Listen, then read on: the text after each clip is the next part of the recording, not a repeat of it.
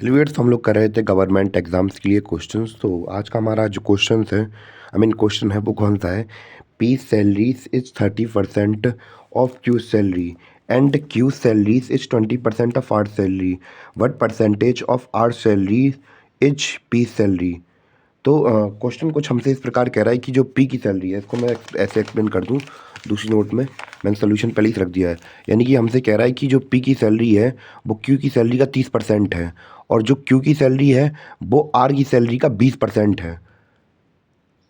तो ऐसे क्वेश्चन को सॉल्व करने से लिए हमारे लिए ये ज़रूरी हो जाता है कि हम लोग किसी चीज़ को एक जो सबसे पहले जिसको जो मतलब सबसे पहले दे रहा होगा, जो पहले इसने जैसे इसके ऊपर पत्थर फेंका और इसने फिर इसके ऊपर फेंका कि इसकी सैलरी का इतना था, इसकी सैलरी का इतना था। तो अगर हम लोग आर की सैलरी को 100 एज्यूम कर लेंगे तो हमारे लिए क्वेश्चन बहुत सिंपल हो जाएगा।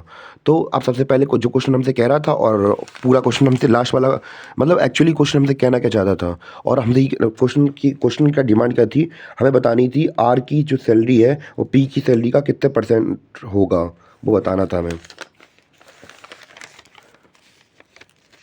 पी की सैलरी बतानी है, आर के परसेंटेज में बतानी है, और बस यहीं से हम लोग करते हैं। तो हम लोगों ने आर को क्या मान लेंगे, 100 मान लेंगे।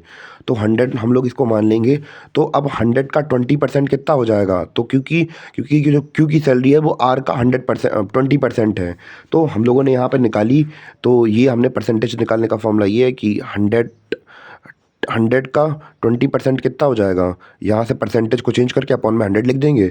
यहाँ से ये दोनों कैंसिल, यहाँ से ये दोनों कैंसिल, तो कितना बच गया, 20% बच गया। यानी कि जो आर की सैलरी जो क्यू की सैलरी होगी वो 20% होगी, और कितनी होगी, 20 होगी। क्योंकि इसकी हमने 100 एज्यूम कर ली तो इसकी कितनी होगी, 20 होगी।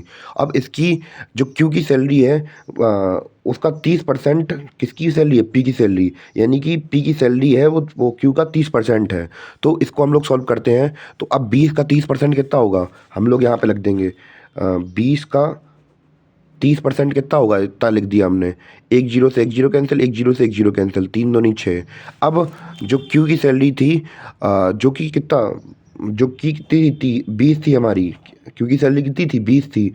अब इसका 30% है किसकी सैलरी, पी की सैलरी है। तो वो कितनी निकल आई हमारी, 6 निकल आई।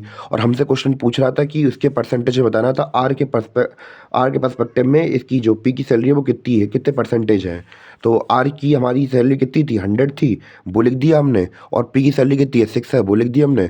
और इंटू 100 परसेंटेज निकालनी थी तो हमने 100 से मल्टीप्लाई करा दिया, और 100 से 100 कैंसिल हो गए। तो इसकी निकल आई कितनी हमारी, 6% सैलरी है किसके पर्सपेक्टिव में, आर की सैलरी के पर्सपेक्टिव में। जो पी की सैलरी है वो कितने परसेंट है, 6% है।